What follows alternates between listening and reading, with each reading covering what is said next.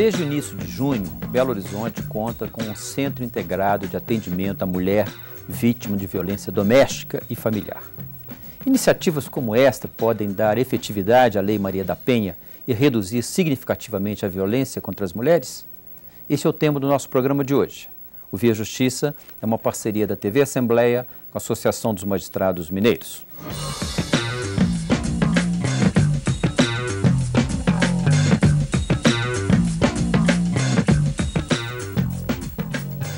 O marido da farmacêutica cearense Maria da Penha Maia Fernandes agrediu-a continuadamente por 6 anos.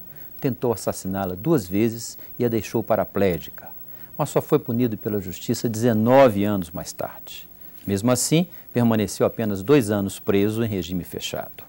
Levado às cortes internacionais, o caso de Maria da Penha tornou-se uma referência no Brasil. Em 2006, o Congresso aprovou e o presidente Lula sancionou a Lei 11.340, instituindo mecanismos para tornar mais efetiva a assistência às mulheres agredidas e também mais rigorosas as punições aos agressores. 3 anos depois da vigência da lei, pode-se dizer que a situação melhorou no país? Iniciativas como a criação do Centro Integrado de Assistência em Belo Horizonte podem tornar a lei ainda mais efetiva? Nós conversamos sobre este assunto no Via Justiça de hoje. Nossos convidados são o defensor público Marcelo Nicoliello, que é coordenador de núcleos especializados da Defensoria Pública de Minas Gerais, e a desembargadora Tereza Cristina da Cunha Peixoto, que é uma das responsáveis pela criação do centro. Desembargadora, muito obrigado pela sua presença aqui. A senhora é a idealizadora desse centro. Pode-se dizer assim?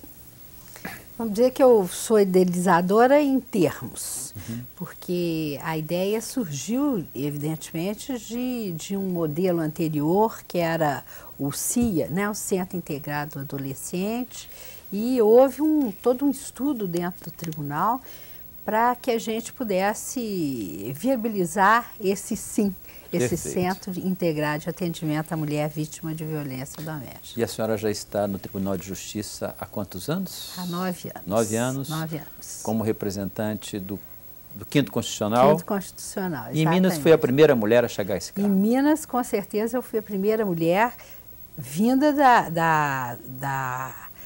da Ordem dos Advogados, Perfeito. não do 5º Constitucional, porque Sim. o 5º Constitucional é dividido entre a Ordem e a Promotoria. Perfeito. Então, eu sou a primeira mulher vinda do 5º no estado de Minas Gerais. A primeira e a única, Tá certo. que até agora não teve outra. Não. Doutor Marcelo, muito obrigado pela sua presença aqui. A Defensoria Pública de Minas o senhor coordena uma área especializada que inclui assistência às mulheres. Exatamente. Atualmente eu coordeno 6 núcleos especializados. Um deles é o NUDEM, que é o Núcleo Especializado de Defesa da Mulher em Situação de Violência. Perfeito. A inauguração do Centro Integrado de Atendimento à Mulher Vítima de Violência Doméstica aconteceu no último dia 5 de junho. Para abrir o debate aqui, nós vamos acompanhar uma entrevista da ministra Nilceia Freire, chefe da Secretaria Especial de Políticas para as Mulheres, que esteve presente no ato. Ela fala sobre os serviços que serão oferecidos ali. Acompanhe. Vai funcionar uma delegacia especializada de atendimento à mulher, 2 varas especializadas no atendimento, na violência doméstica intrafamiliar, o Ministério Público, a Defensoria Pública, um diferencial muito importante, como mencionou a desembargadora Tereza Cristina, um posto do IML para que as perícias, exame de corpo de delito, possam ser feitos também no mesmo lugar. Isso é muito importante para os casos de violência sexual, para os casos de estupro, porque muitas vezes a prova se perde no retardo da mulher chegar ou ser encaminhada ao Instituto Médico Legal, e tudo isso feito dentro de uma perspectiva de não constrangimento, de possibilidade desta mulher não ser revitimizada pelo próprio atendimento. Desembargadora Tereza Cristina, essa unificação dos serviços vamos dizer, a grande virtude desse centro? Eu acho que sim. A minha resposta é positiva com relação a isso, porque eu acho que a efetivação da Lei Maria da Penha através do SIM, a mulher vai ser prestada um serviço não só multidisciplinar, integral, mas essencialmente multi-institucional. Quer dizer, todos os órgãos envolvidos na efetivação da Lei Maria da Penha estarão presentes no mesmo conjunto, no mesmo espaço físico, e espera-se que eles falem, portanto, a mesma língua, né? E que isso possa promover um atendimento muito mais célere e muito mais adequado, porque o problema da violência doméstica exige esse tipo de abordagem. Perfeito. Doutor Marcelo, a Defensoria Pública estará presente também dentro desse sim. Essa presença, essa unificação tem esse aspecto positivo também no trabalho da Defensoria? Sem dúvida nenhuma. Eu acredito que, em se tratando de sujeitos vulneráveis, eles têm que ser tratados de forma diferenciada em relação a outro tipo de sujeito. A mulher em situação de violência é um caso específico. Então, a Defensoria Pública, desde muito cedo, com o trabalho da doutora Umbelina, começou a perceber a necessidade de tirar essas mulheres da fila de atendimento de família para ter um atendimento especializado para aquele tipo de demanda. E, então, há 25 anos a gente tem essa experiência caminhando para a criação do NUDEM. E agora, com a criação do SIM, nós vamos levar um equipamento para dentro do SIM que vai complementar os outros serviços que são prestados para a mulher. Perfeito. E, sem dúvida nenhuma, é um ponto... É um avanço. É um avanço. Desembargadora, a Lei Maria da Penha está aí prestes a completar seu 3º ano. Desde então, desde a criação dela, foi possível perceber, houve certamente um crescimento do número de casos na Justiça? Ou não necessariamente? É difícil fazer essa avaliação? Eu não tenho dúvida nenhuma, né? Porque, veja bem, antes da edição da Lei da promulgação da Lei Maria da Penha, os casos de violência doméstica, eles eram tratados como crimes de menor significação.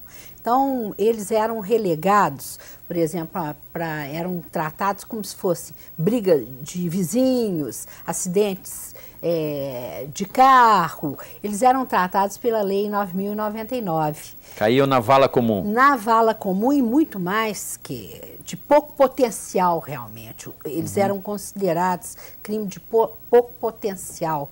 Então, na verdade, o que acontecia?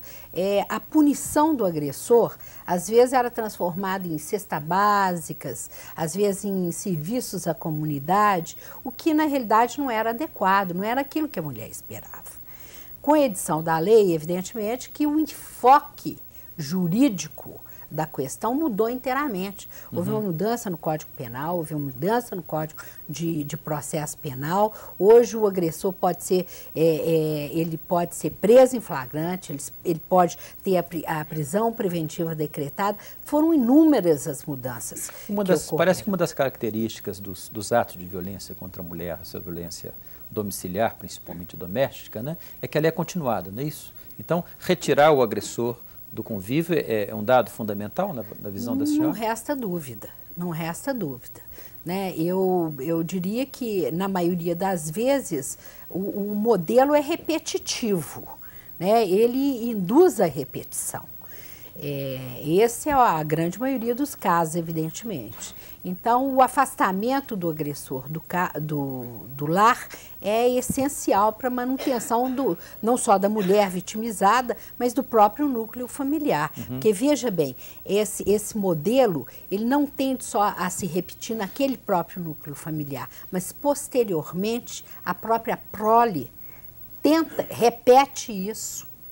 Isso já é estatisticamente comprovado, né? Os filhos aprendem com o pai. Os filhos aprendem com o pai e repetem o modelo posteriormente. O que é uma infelicidade muito grande. Né? Talvez através do SIM, e esse também seja um objetivo do SIM, eu digo que o SIM talvez não seja o modelo ideal, mas inicialmente seria, porque nós precisamos de melhorar sempre essas questões de atendimento, mas pensar, né, em tratar o próprio núcleo familiar. Em processos educativos, né? Exatamente. Eu vou querer conversar um pouco mais com a senhora sobre isso no decorrer do programa.